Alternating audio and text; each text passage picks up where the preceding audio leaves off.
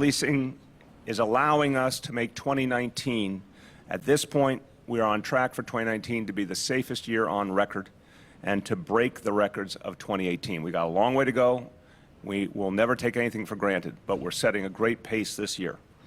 That said, there's always challenges like the shooting numbers that we need to dwell on and focus on and address, but the overall situation is very strong. Overall crime, year to date, the first 6 months of 2019 versus the first 6 months of 2018. Overall crime down 5.4% in New York City.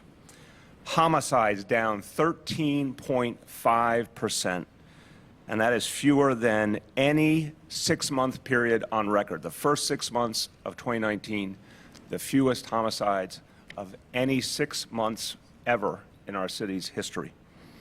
Now, that's the very good news. And every one of those statistics, again, represents a human being.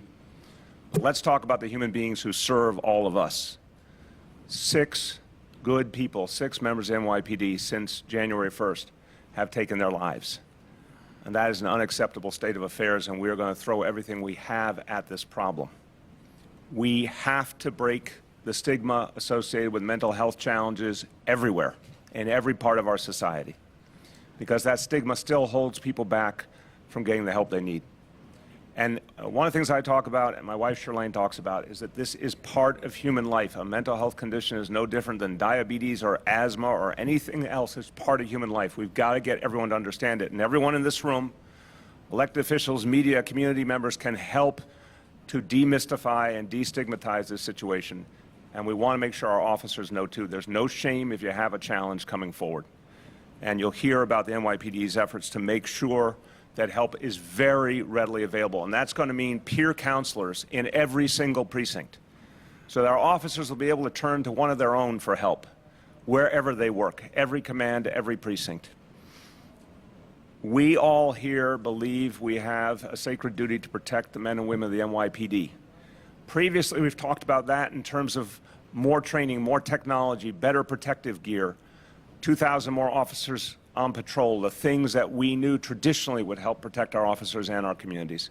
Now we have to do something that hasn't been talked about as much, making those mental health services available smartly, discreetly, and everywhere where NYPD officers serve. And that's what we'll be focusing on from this point forward to make that effort come alive quickly to help our officers here and now. A few words in Spanish. Al finalizar la primera mitad del año, está claro que la ciudad grande más segura del país es cada vez más segura. Lamentablemente, este año hemos perdido a varios oficiales en circunstancias trágicas. Y está claro que debemos hacer más por el bienestar de nuestros policías. Por eso vamos a ofrecer orientación personalizada en todas las estaciones del NYPD, así como expertos clínicos que visitarán cada comandancia para ofrecer recursos y capacitación. With that, I want to turn to the man who's leading this effort and understands the men and women of the NYPD, because he started out as an officer on patrol himself, up from the grassroots in Brooklyn, and has lived the life in this department, understands what our officers go through, and is focused on how to help them. And he will go through the wellness plan that's being developed. First Deputy Commissioner Ben Tucker. Thanks, Mr. Mayor. So last week, as Commissioner O'Neill mentioned, at his direction, I convened a, can you hear me? Yeah, get closer. Yeah, how's that? Is that better? Let me start over. So last week, at the direction of Commissioner O'Neill, I convened a health and wellness task force on the heels of, certainly, as the mayor mentioned, our losses of our officers due to suicide. And certainly, we were very concerned, continue to be concerned, and we began to take a look at what we could do about it. So the task force consisted of a broad range of people from our several bureaus in the department, personnel, chief surgeon, medical staff, employee relations, and other key stakeholders, as well as senior advisor to Mayor de Blasio, Susan Herman, who's a former deputy commissioner from our agency. So she worked with us on this and continues to guide us and give us advice with respect to our way forward. So we developed, the task force looked at our current state of health and resilience and wellness with respect to existing policies and services that we provide, and began to think about ways in which we can enhance those. And so we developed, as part of this plan, a holistic and comprehensive strategy on health and resilience for our members. And I'm going to just give you a preview of what the plan includes to date. It's a full range of things that we're looking at, but it includes the whole focus on physical, mental, and emotional health. The strategy focuses on, in particular, first and foremost, some executive and command level training. So we will convene a 3-hour training for all uniform and civilian executives in the departments, roughly 800 people. We'll bring those folks together.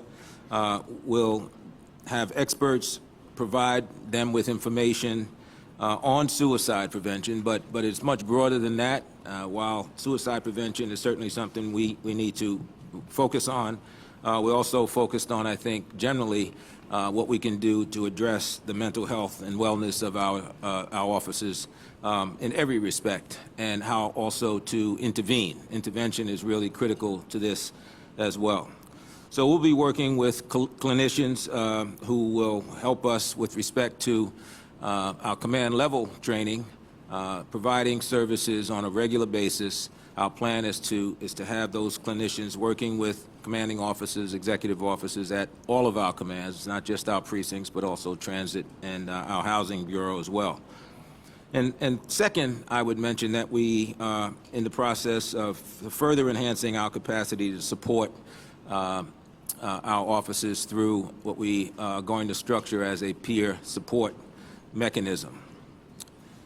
We hope to, we're still working on it, and it involves a whole range of training for the officers. It also requires us to think about how to recruit those officers, and we're in the process of doing that and seeking volunteers who might be willing to be part of this, this activity. Recruiting volunteers to intervene, to listen, to refer, and to assist our officers when they are willing to share with the peers what the challenges are that they're facing. Peers will be, in effect, a force multiplier to our existing support programs, our employee assistance unit, our employee relations services, the PAPA group that provides services and counseling for officers confidentially as well. And the peers will work as a team along with our department resources, our psychologists, as well as external mental health professionals that we will work with coming through Thrive New York City, or NYC. So they'll receive that training, and then we'll begin that process probably sometime in early September. So that's a preview of what we're doing. We have a number of other issues we're looking at that affect both policies as well as services that we want to provide, and the way in which we provide those services to give our officers every opportunity to take advantage of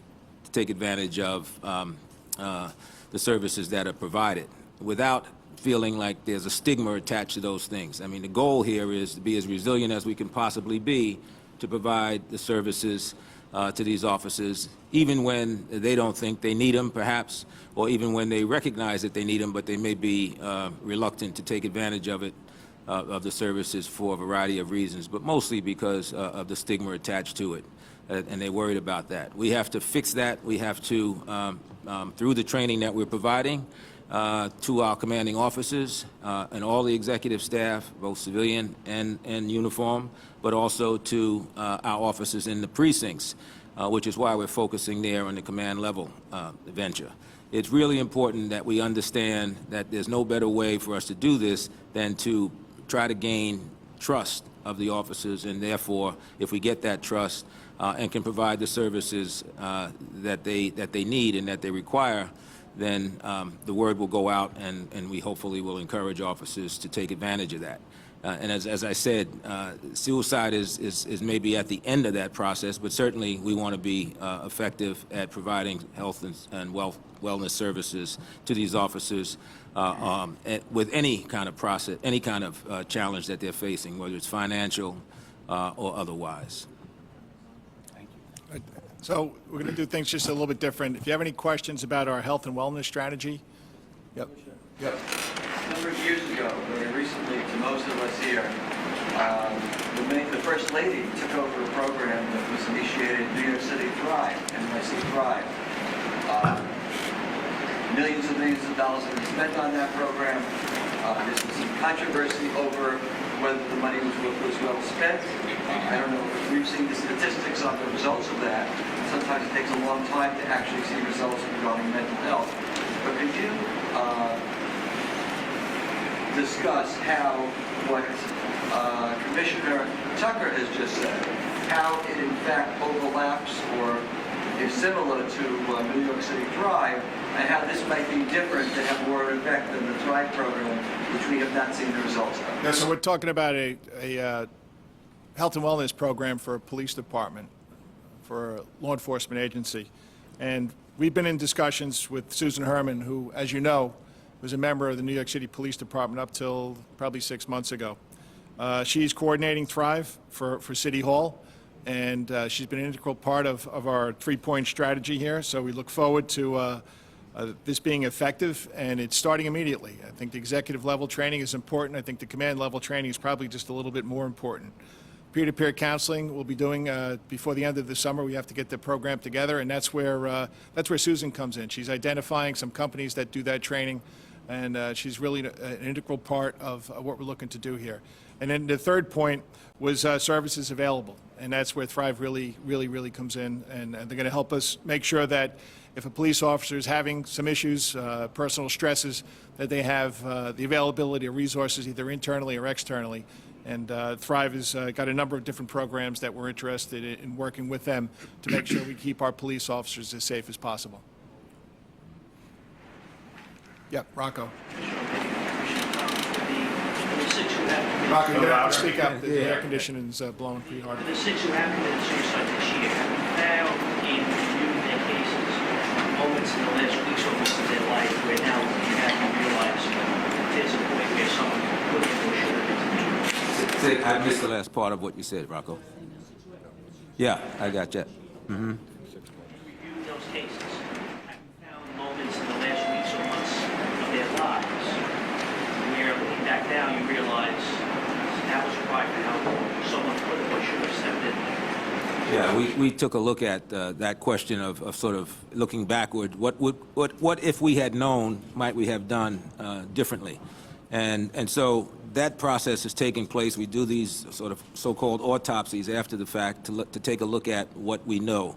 And in an effort to really get a handle on that, and that process is still ongoing. We're looking at our chief surgeon and Dr. Reddy, who's one of our other surgeons, to take a look at and work with our Force Investigation Division. Because as you know, they among other things, in reviewing all of our shooting cases, they also look at suicides as well.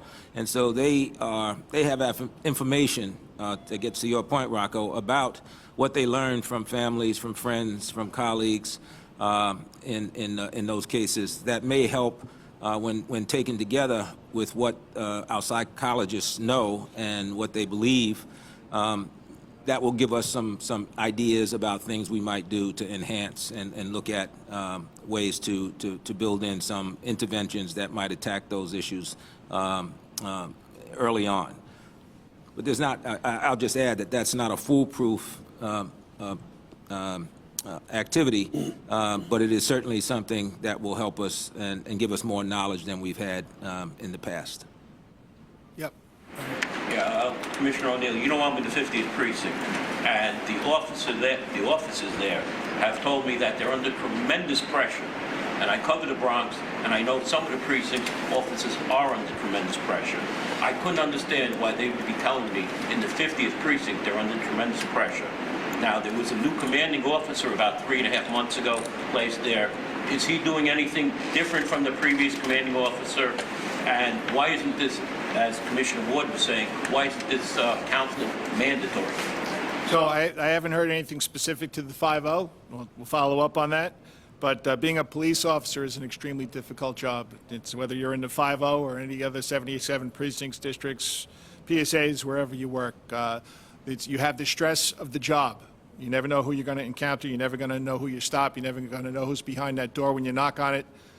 And then you have your personal life. So if you're telling me right now that the men and women of the 5-0 need additional help up there, well, we're going to make sure we go up there and take a look and see what's going on. Yep, in the back row. Commissioner, can I just ask you, when it became obvious to you that there was a problem here this year, I know this is very upsetting, of course, to the officers on the street, but what is the mood, if you will, this year with, if you could, an average officer about this issue and why you're doing this program? So, you know, we've all been in policing for a very long time, and I wish I could sit up here and say that in my years of being a police officer, I haven't seen this before, but unfortunately I have. And this is what we're trying to overcome. We're trying to overcome that stigma. You know, we get paid to help people, but sometimes we fall short in helping ourselves. And that's why we're creating the peer counseling program. We're looking at a buddy system to make sure that people feel comfortable. I mean, this is a hard job. You're talking about a livelihood. You know, if I step forward, am I gonna lose my guns? Am I gonna lose my shield? Am I gonna lose my job? And that's something that, and maybe in other professions, you really don't have to consider. We want to make sure that there's a lot of myths out there that exist. We're trying to make sure that the police officers understand what the process is. And if you need help, we're going to help you. And if that requires that you not have your guns for a period of time, that's fine. But that's not always the case.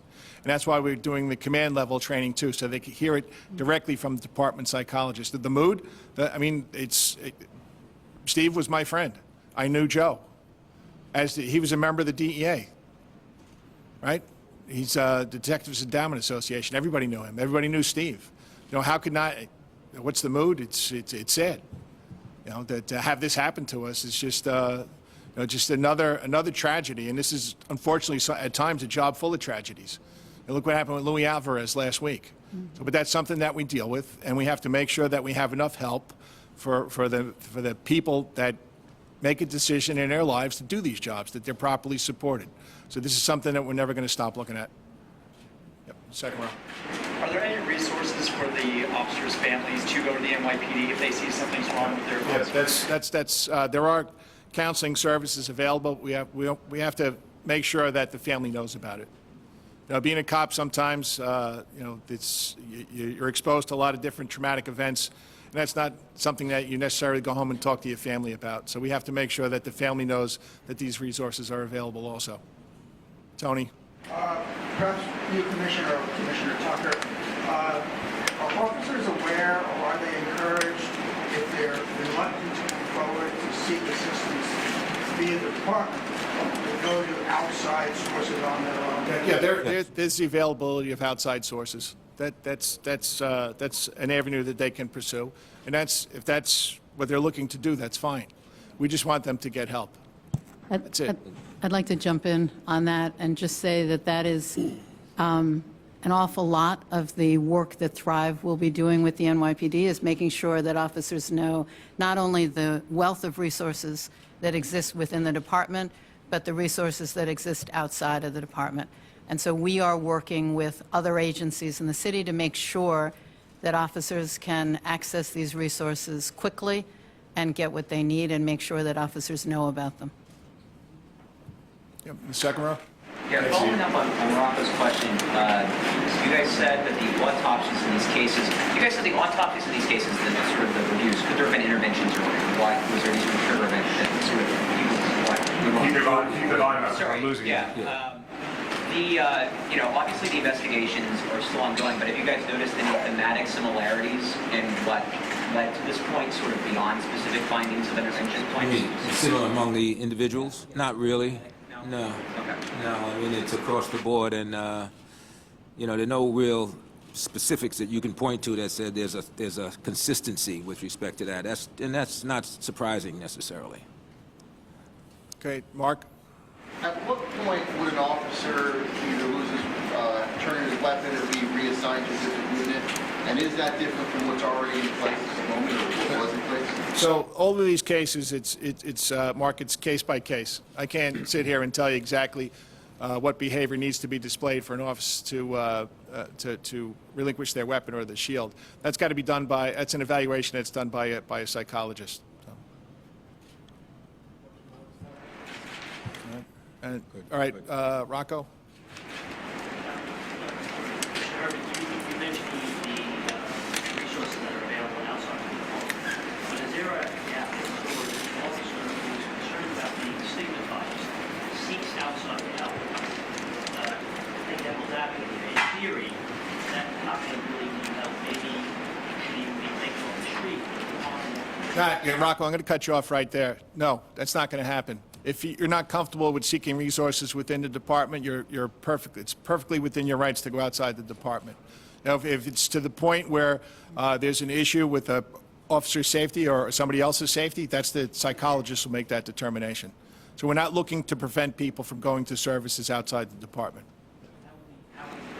If someone goes outside, There's not an obligation. There's not an obligation there to tell us. Right? There's certain medications that are out there where you can continue to have your firearm, and there's certain medications where you can't. Again, but that's a case-by-case basis. Right? We're all individuals here. And if there's no other questions about our health and wellness strategy, we're going to move on to Chief Monahan. Hi, good morning. 6 months into 2019, I'm proud to say every category of major crime is down in New York City. Overall crime in New York City continues to drop, exceeding last year's historic reductions. Overall citywide crime for the first 6 months of the year is down 5.4%. That's 2,470 less crimes compared to the first 6 months of 2018. The NYPD has accomplished these reductions while also making 13% fewer arrests compared to last year. That's approximately 17,300 fewer arrests. These historic reductions also extend to several specific crime categories for this 6-month period. Most notably, murder in New York City for the first half of the year has reached an unprecedented low in the modern era. There were 135 murders for the first half of 2019. That's a 13.5% reduction from last year, or 21 fewer homicides. That is also one less murder than in 2017, which held the previous 6-month record low with 136. For context, just 10 years ago, there were 206 murders for the 6-month period, 34% more than this year. Additional categories experiencing new record lows year to date are robbery, down 6.8%, burglary, down 13.4%, and grand larceny auto, down 9.5%. The remaining crime categories are also down. Rape is down 2%, felonious assault down 1.9%, and grand larceny down 4%. I am concerned with the amount of shootings that have been occurring in this city. Shooting incidents are up for the first 6 months of 2019 versus 2018. There have been 361 shooting incidents compared to 337 in 2018. That's 24 more incidents than last year, or an increase of 7%. For context, that is still the third fewest number of shootings for a 6-month period since CompStat began, and the third year in a row that we are under 400 shootings for the 6-month period. Prior to 2016, we had never been under 400 incidences for this time period, and there were 545 shooting incidents for the first 6 months of 2015. 51% of all shootings citywide, or 185, are gang-related. 37 of the shooters who we have already identified are on parole or probation. 54 of the victims are on parole or probation. If we look at this borough, Manhattan North is up 16 shootings year to date, 50 versus 34. When we break that down, the majority of those increases happened earlier in the year. In the 3-4 precinct, 9 versus 3, and in the 2-8 precinct, 6 versus 1. For the month of June, we put resources in both of those commands, and there were no shootings in either one of those commands for the month of June. There was one recent shooting over the last week in the 2-8 precinct. When we look at Brooklyn North, looking at the shootings, we see a concentration of violence occurring in Brooklyn North. The borough is up 28% for this year, 101 versus 79, an increase of 22. 20% of the entire city's shootings so far this year have occurred in 4 precincts: the 7-3, the 7-5, the 7-7, and the 7-9 precincts. The 7-5 has had 17 gang-related shootings. The 7-7 has had 11 gang-related shootings. We have been addressing this violence in a number of different ways, including staffing. Our summer all-out program, we sent 80 additional officers to the 7-3, the 7-5, and 7-9 precincts. Also, PSA 3, which covers housing in the 7-9, 8-1, and 7-7, got 25 additional officers. The police academy class that just graduated, we sent an additional 28 officers from our most recent graduating class to these commands. When we look at this, we look at precision policing. Brooklyn North has made the most gun arrests, 512 gun arrests so far this year, or 35% of the entire city's gun arrests. Officers assigned to the 4 commands that I mentioned this year have made 368 gun arrests, or 25% of the city's gun arrests so far this year. This is excellent work by our officers using precision policing, focusing on the few that are willing to carry guns. And we are intimately aware of these individuals. In fact, many of the subjects we've locked up with guns are part of long-term, ongoing investigations with the Gun Suppression Division and the Brooklyn DA's office. Together, we recently conducted a takedown, which will be discussed in greater detail later this week at a press conference with the Brooklyn DA's office, where 21 subjects were pre-indicted, 7 of which were already in custody, and we apprehended another 12 last week and will continue to make arrests. Collectively, they are responsible for 2 murders, 3 non-fatal shootings, and 2 acts of reckless endangerment involving the shooting of a firearm, as well as a gunpoint robbery. Some of these individuals have also been present at a number of other acts of violence. When we look at this, we look closely at gun prosecutions. We've mentioned this before in the past in Brooklyn. In the first half of 2019, we've had 158 guilty pleas on gun indictments in Brooklyn. 30% of those, or 47, will be dismissed or sealed because the defendant has gone into a diversion program. 327 days, or 10.9 months, is the average sentence for these 158 gun indictments. We are going to continue to work with the Brooklyn DA's office to build strong cases. And we are seeing improvements in the reduction of the declined prosecution cases in Brooklyn. We are still seeing pleas that result in little or no jail time and are often accompanied by a diversion program that will conclude with that gun arrest being sealed. Within the last month, we have 4 different instances where someone was recently put into a diversion program. 2 of those individuals were rearrested with guns. 1 was rearrested during a search warrant with ammunition in the apartment, and 1 just over the July 4th weekend was arrested for throwing a bottle at a police officer.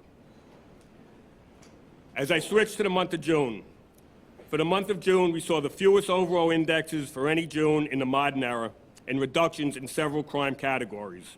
Overall crime was down 3.8%, or 321. That's the lowest ever. Murder down 25.7%, down 9. Rape down 8%, or 12 incidences. Felonious assault down 1.5, or 29 incidences. Burglary down 17.5, or 164 instances. That's the lowest ever. And grand larceny down 4.2, or 200 instances. There were increases in the following categories.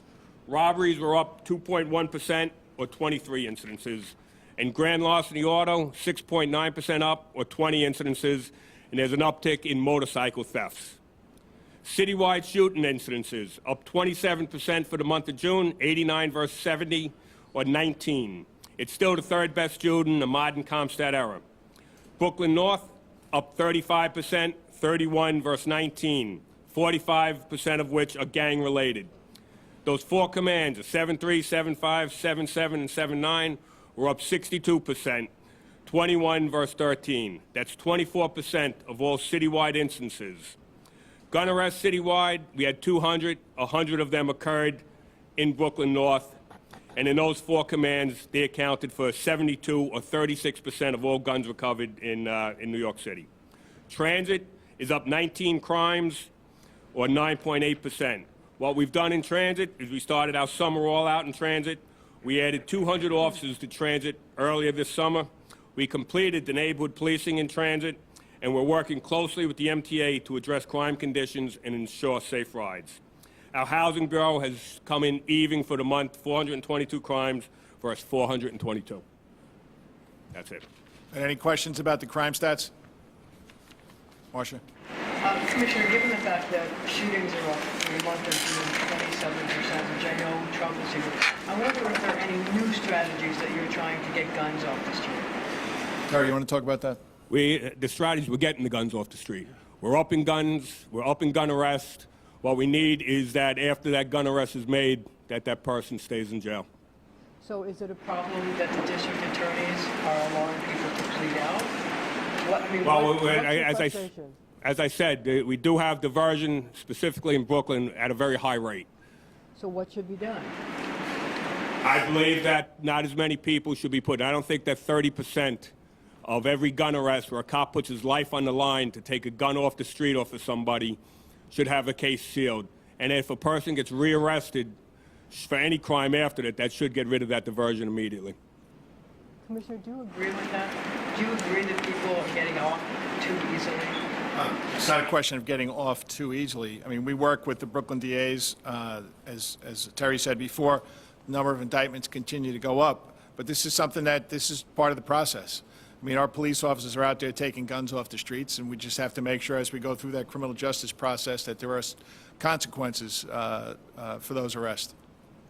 Yep, in the back. How many of the homicides so far this year are linked to guns? Sorry if you guys are already on that one. Gun-related homicides. It's generally 50 to 55%. It usually doesn't move. Terry, We'll have to get back to you on the hard number. Yep. Tony? Chief, on the shootings, how many of the shootings are in any way related? I know 50% at least are gang-related, as you said. How many of those are related to drug disputes or cocaine and marijuana? And the second part of the question is, are you happy with the kinds of sentences you're seeing, particularly in Brooklyn, completion of that prosecution? No, when we look at Brooklyn for the gun prosecutions, it has the least amount of time out of any of the boroughs in the city per gun conviction. So these are convictions. These are the cases that were able to be taken to conviction.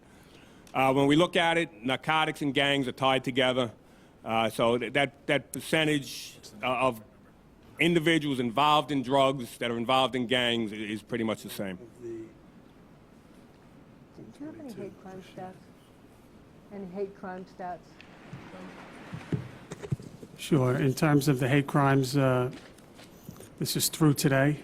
We've recorded 220. That's up from 149, an increase of 71 or 48%. Is that year to date? Or is that That's year to date, as of today. And in terms of the homicides that occurred this year by gunfire, it's 52%. That number generally doesn't move much off of that 50 to 55% range. That's a hard number, 62. Right? Thank you. Yes. 2 weeks ago on New York 1, you said the mayor said there was going to be more police officers in one of the Crown Heights precincts in response to the, I think there was about 7 shootings this year. Can you give me details on how many officers there will be and when there will be dispatched there? What precinct was that? 7-7? Terry, you have those numbers? In the 7-7, what we did, we had taken 5 cars every day from various commands around Brooklyn and putting them on patrol in the 7-7 precinct. In that four commands that I talked about, there are 80 additional officers from all out, 28 officers from the rookie class, and 25 assigned from housing. Yep. Shootings and the guns taken off the street, has anything changed in the last year or so with regard to where the guns are coming from? Or are they still coming from the same pipeline that we hear about? I'm going to have to get back to you to the numbers, but as far as I know, it hasn't changed. Yep. The Details on the summer targeted deployments, what neighborhoods you focus on? Sorry.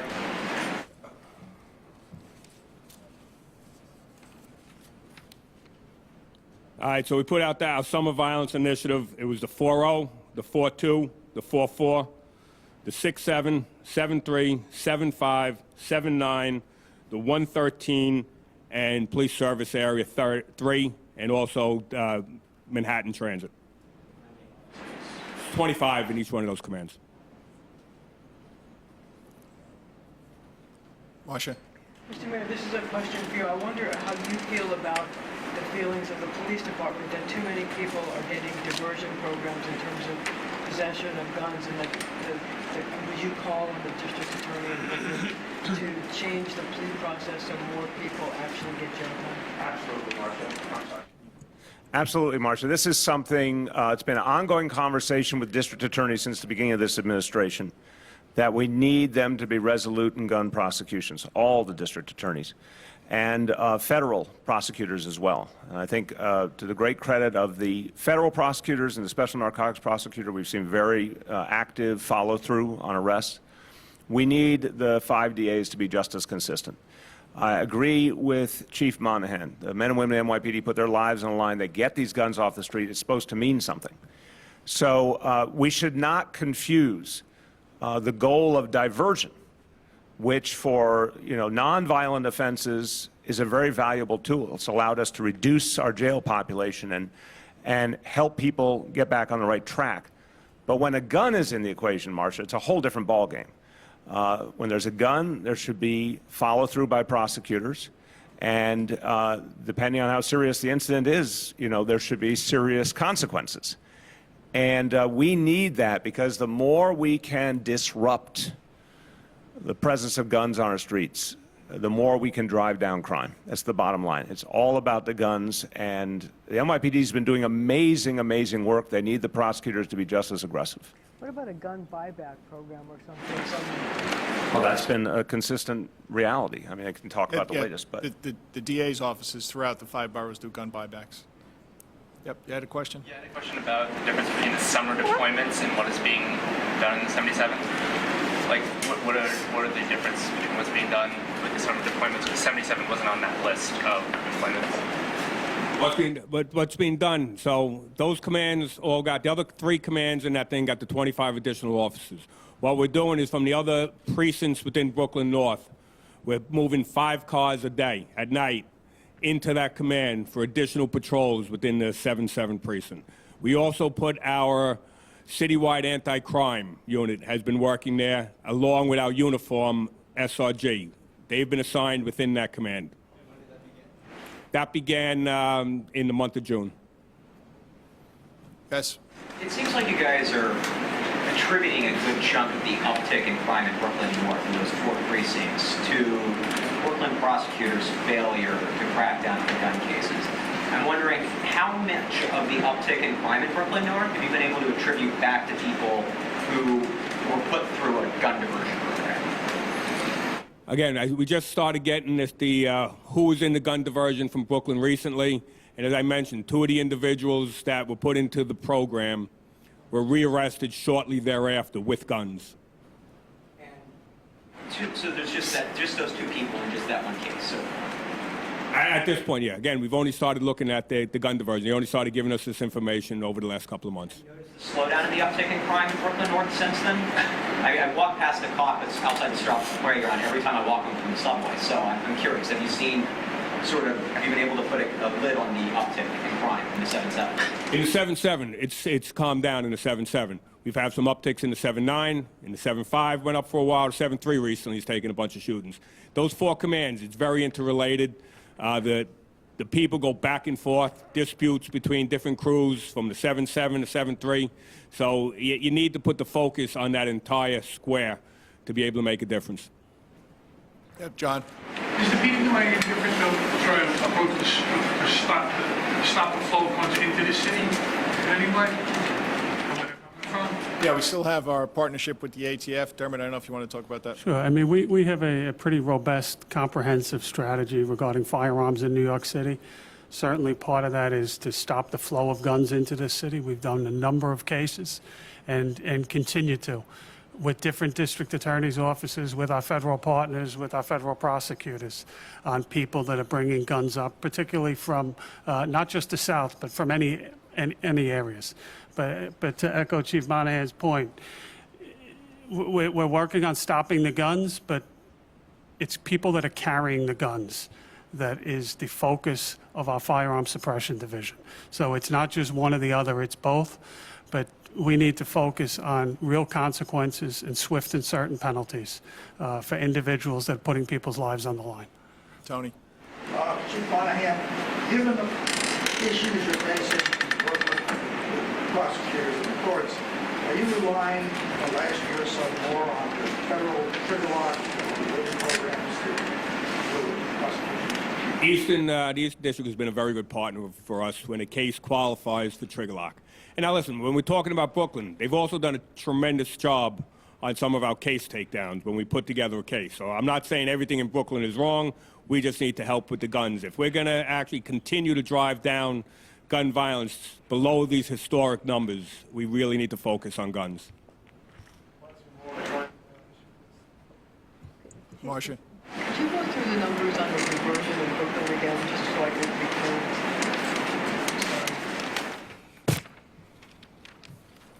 All right, 158 guilty pleas on gun indictments.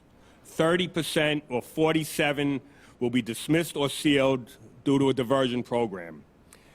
They average on those 327 days or 10.9 months is the average sentence for these 158 gun indictments. And you think that's not sufficient? Hmm? You think Okay, the we're sentence is too low?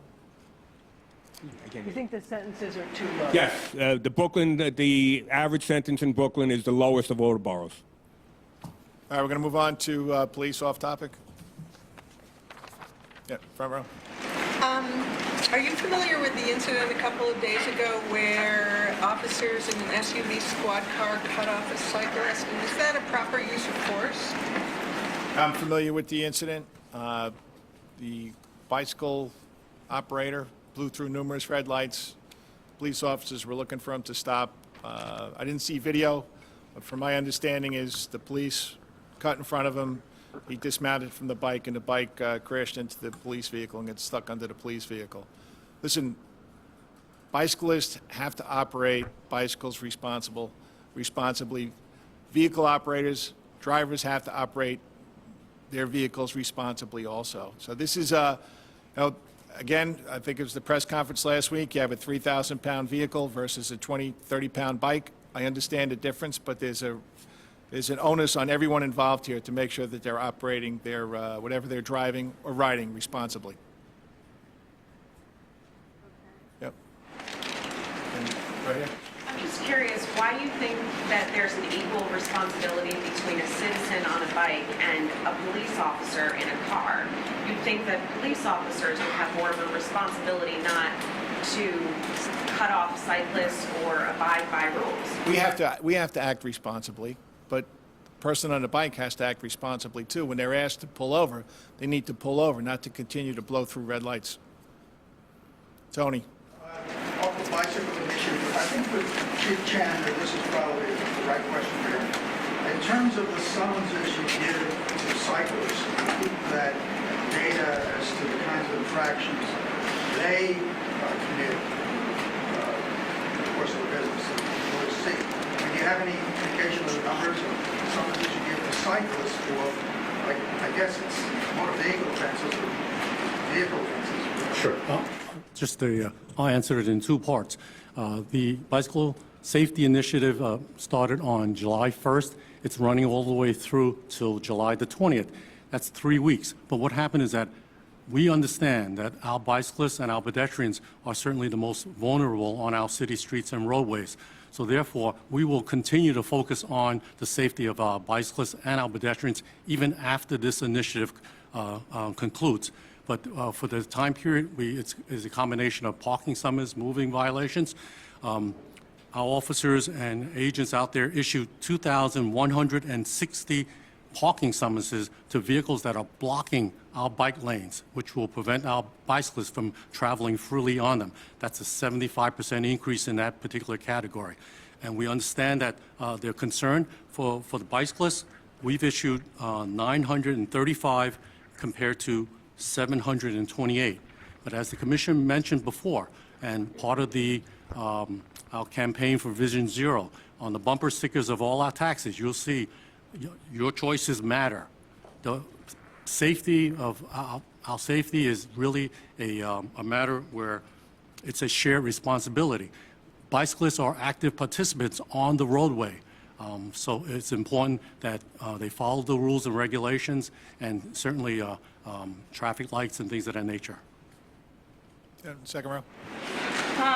As part of the initiative to keep cyclists safe, should the NYPD be using force against cyclists who commit traffic infractions like running red lights?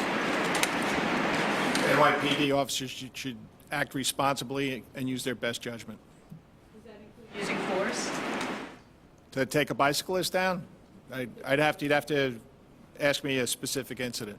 If a cyclist is running red lights, So is it okay for a cyclist to run a red light, continuously to run through red lights? Endangering pedestrians, endangering themselves? Is it? I'm asking you. I'm asking if it's... No, I'm asking you, is it okay for a cyclist to continue to blow through red lights? I bicycle every day. You have to ride responsibly. That's the point. Every incident that where there's an NYPD officer involved and somebody gets hurt or there's damage, we take a look at it to learn from it. It's not always easy to make the best decision possible when the situation's ongoing. Like I said before, these are very difficult jobs. So force is an option if the officer judges that the situation requires. It's up to the individual officer to make that decision. Do we want them to use force? No. We want cyclists to comply. That's what we want. Let's remember, as we understand this incident, I have not seen video either, but that the officer warned the cyclist apparently repeatedly. I mean, there has to be respect for when a law enforcement officer says you're doing something illegal, you need to stop. If the individual ignores that, it's a different dynamic. John. Commissioner, they had for the second time a flag at Harlem Mall was burned in a Kramer incident. Is there any progress on that investigation in the first incident or the second yet? Yeah, so about a month ago, we had the first incident. We did put out some video that was recovered, but honestly, the video was from far away. It was a little tough. We believe there's a good chance that the individual resides somewhere in that community, and that's based on a number of factors. About 1 o'clock this morning, we had a similar incident at the exact same bar. We are out there canvassing as we speak, and we're relying on the community here as well. To anyone with any information, we'll be cycling back that original photo as well as any others that we get from this incident to please call with any tips, no matter how small they are. Jennifer? There's a call out on the internet. On Tuesday, there's going to be a die-in at Washington Square Park to protest the cyclist deaths, and the call is to get all the cyclists out riding lawfully through the streets. And I think that having cyclists out in force will, in effect, gum up traffic. Can you comment? Can I comment about that? So, this is New York City. People are free to express their ideas and their opinions. That's the beauty of New York City. If this is a cause that people are willing to take up, they just have to do it responsibly. Listen, bottom line, I'm looking to keep cyclists safe. I don't want anybody to walk away from this press conference thinking that's not my primary concern. We've had 15 bicyclists killed so far this year. That's a concern to me. Personally, that's a concern to the NYPD. Yeah. You have a follow-up right here? I wanted to ask the mayor, is he satisfied with the ticket blitz and the 3 weeks of enforcement, et cetera, et cetera? Oh, it's going to continue. I want to be very, very clear. The 3 weeks was the initial time frame to get it up and running. I want it to continue to the point that we're absolutely satisfied that it's made a long-term impact. Remember, when we started Vision Zero, I want to remind everyone, Vision Zero was meant to be a very, very big, ambitious initiative to change behavior. and to protect people in a way we never did before as a city. And obviously for 5 years we've seen it working. This crisis situation with the bikes worries me deeply.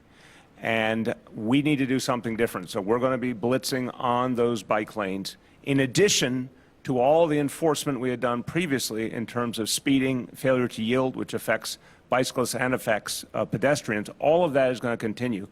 But I want to see this go on an ongoing basis till we're satisfied it's making a lasting impact on behavior. Vision Zero is about changing behavior. We need to make sure that we do things that will have a lasting impact here. And I also want to say about the commissioner, he is a bicyclist. As he said, every single day. He understands this very personally. But he also understands that everyone has to be part of the solution. We need everybody following the law. Yep. Does the city keep track of how many city vehicles are faulted if they are for parking or standing in bike lanes? Tom, do we have that number? Separately, offhand, I would have to look into that to see if there's a sort. If it's tracked? If a department vehicle receives a summons, they will have to adjudicate that summons, but we don't necessarily track how many offhand. Yep. Rocco? Commissioner, if you had a chance to watch a video of an emergency on the weekend comment, so it was a separate comment. You got to speak up. An incident 773 street over the weekend, part of it captured on video. The department said it was over the weekend. It was reviewing the assessment video. It shows an arrest, some force used, some controversy about it. Also, that was waving a gun at fire. This is the 7-8, Rocco. Yep. I saw some of the still pictures. I didn't see the whole video yet. As I said before, policing is a difficult job. This was an arrest they made, they were attempting to make, where an individual decided that as he was being arrested, he was going to take whatever cash, I assume he had stolen, and throw that up into a crowd, creating a chaotic situation. And while that was happening, two other individuals decided that they were going to not let their, I don't know if they know him, that person be arrested. And there was a physical struggle. Obviously, that officer has to articulate why he felt unsafe. If you look at that incident, it's readily apparent why he feels that he's unsafe, and we'll review it. But as I said, if somebody does not want to be arrested, sometimes it doesn't look pretty. It's a hard job. Yep. Commissioner, can you give us any idea of plans for the parade for the soccer champions? So, yes, there's on to some good news here. So, first of all, I'd like to congratulate the women's team. And it's on Wednesday, and so this is not our first attempt at this. We had this in 2015. So I'm looking forward to a great day. The last event in 2015 was well attended. Manhattan South has it well in hand. Chief Hughes will be the incident commander on that. I look forward to a great day.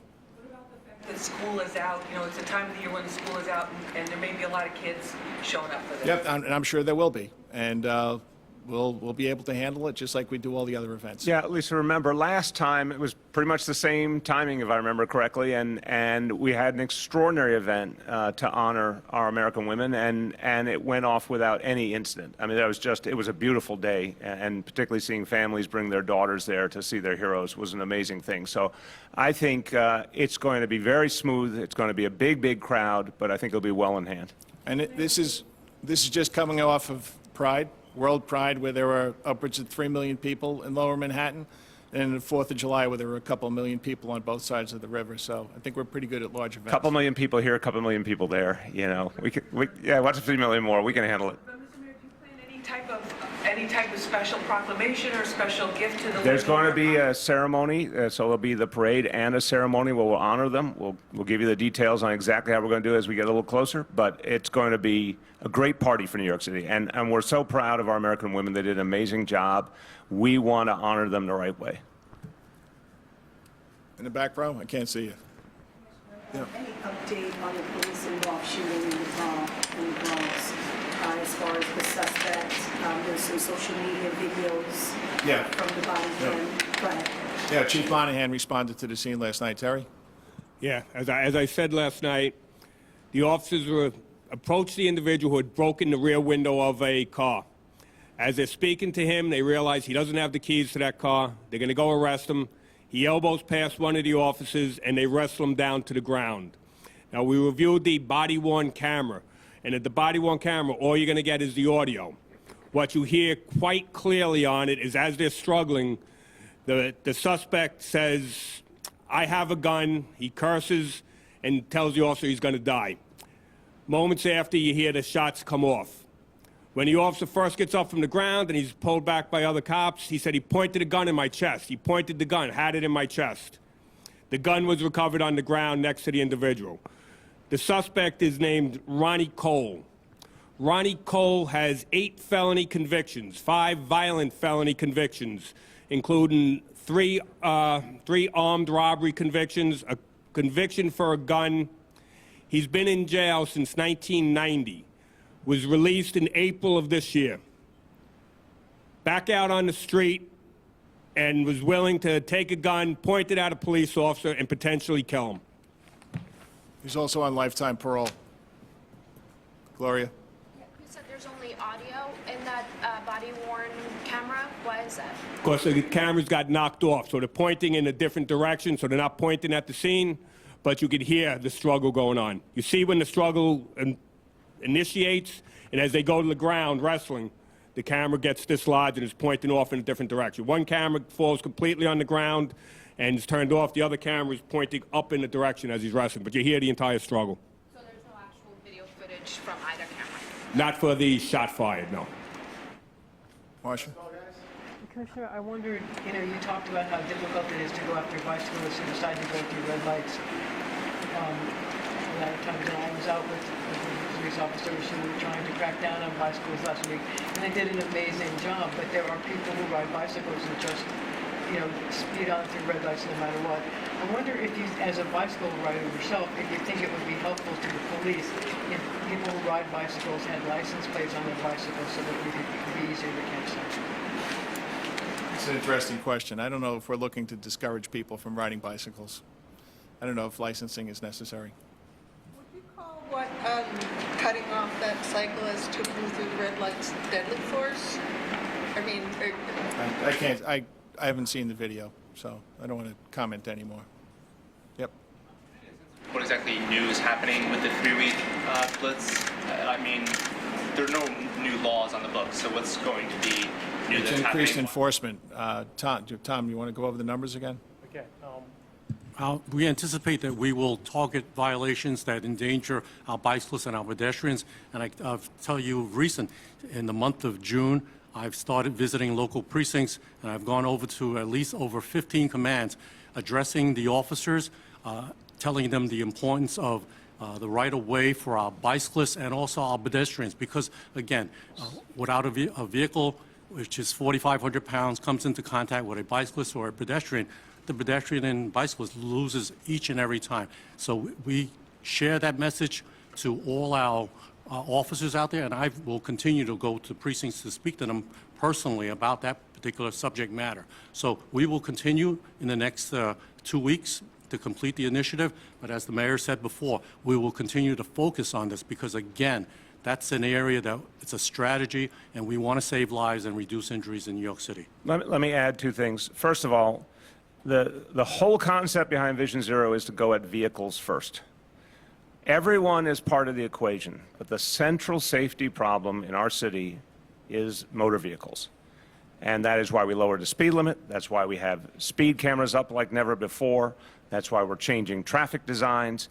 And that's why we're doing a huge amount of enforcement. Now, I don't want anyone here to underestimate how much new enforcement has been done for speeding, failure to yield, how many more checkpoints have been put in place to stop reckless drivers. All of that will continue to grow. All of the traffic redesigns are changing all the time. More bike lanes, more protected bike lanes. All of this is moving forward because the first challenge is to change the behavior of drivers, of vehicles, and to protect people. We also need to have an honest conversation about the fact that everyone else in the equation, pedestrians and bicyclists, have to comport themselves in a safe manner for everyone. If you spend time in this city, you hear from a lot of seniors in particular. They're concerned about not just bikes, they're concerned about scooters, they're concerned about e-bikes. There's kind of misshapen conversation happening in this city. We're not having an honest conversation about the fact that a lot of people feel afraid for different reasons, and everyone needs to take more responsibility for protecting each other. But the first thing we always focus on in Vision Zero is the motor vehicles. Second thing I want to say is that this effort to clear out the bike lanes and make sure that they're usable by our bicyclists, it will be ongoing until I am convinced, and the commissioner is convinced, that it's having a full enough effect. So, again, so the initial concept was to do it for a period of weeks. I'm saying I'm changing those rules. We're going to keep doing it as long as we need to do it to make sure that we really turn the corner on this crisis. I want to see things change, and so we're going to keep it in place until we're sure that things are changing. Part of the year, and what's your diagnosis? We don't have, it's similar to what the first deputy commissioner said earlier. From what I have heard, there's no single pattern here. There's no, it's horrible, it's a series of tragedies, but we take every one of them seriously. But what we do know is what continues to solve the problem, because again, you can't do something for 5 years in a row and it works all 5 years and then suddenly think it doesn't work. It does work. Vision Zero works. It's a lot more enforcement. It's just continuing to pour on the enforcement, more traffic redesigns, more speed cameras, huge X factor here. We're going to have a number of school speed cameras like we've never had in history, thanks to the state Senate and the Assembly. So you're going to see more Vision Zero activity will happen in 2019 than any previous year. And overall, I think it's going to make us safer. But this is a living, growing idea. It's going to keep getting bigger and bolder every single year. And this issue of the bike lanes, we have to address forthrightly, and we will. All right, who hasn't asked a question? Who's got their hand up? Hasn't asked a question? All right, in the back row. Yep. On that note, do you think it would be helpful for vehicles that collide with bikes, for those drivers to face more consequences than they currently do? Yes. I've always felt that. And you know, the city councils take some important actions and the legislature's taken some important actions, but there's still too many situations where drivers get away with too much.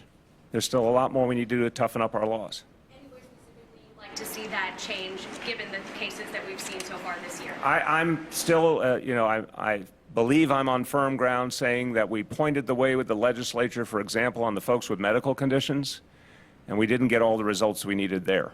That's one I hope they will take up next year and follow through on. But I think there's a host of proposals about toughening the penalties when someone is killed. I think that's the right direction. I don't have a specific bill number to tell you, but I think that's the direction we need to keep going in. Yeah. Gloria, hold on. You'll be the last. Gloria. I don't know if you have anything on this yet, but there was a pedestrian who was killed in Brooklyn, corner of Coney Island and Church Avenue. He was struck by a car. The car was making a right turn and collided, excuse me, with another car. Just wondering if there's anything on that yet? That case is being investigated by our collision investigation squad. Approximately 10 o'clock this morning, we have a vehicle. It was a, I believe it was a Honda, a blue minivan traveling on Coney Island Avenue, and on Church Avenue made a right turn onto Coney Island. No, Church Avenue made a right turn onto Coney Island Avenue. The operator of the vehicle was 63 years old, and the pedestrian that was struck was female, 49 years old, and she expired as a result of her injuries over in Maimonides Hospital, so it's still being investigated at this time. The drivers remained at the scene? As the information we have, the driver remained at the scene, yes. Last one. Yeah. I think we're all very proud of the fact that you said you would do regarding speed cameras in schools. The governor even signed a bill into law on Mother's Day to speed up the number of placing speed cameras by schools throughout at least New York City, if not New York State. There's one problem, though. It seems that the speed cameras are way ahead of the signs that notify drivers that it's a school zone. What can be done about that? And if people get tickets going in that zone without the sign, Can they be exonerated? Well, wait. The school zones, I think, again, the experts will tell me if I'm missing any piece of this equation, but, we have a default speed limit in New York City and then specific posted speed limits. If you don't see a sign, it's supposed to be 25 miles an hour. If there is a sign, the sign governs it. So you don't need a separate sign to tell you there's a speed camera. If you are following the law, you'll be fine. So yes, in many cases there is a sign to add to the education to remind people you're going to a school, but I just want to start at the beginning. If you're near a school, slow the hell down and follow the law. It's pretty simple. Actually, even if you're not near a school, slow down. Okay, thank you. All right, we're going to switch over.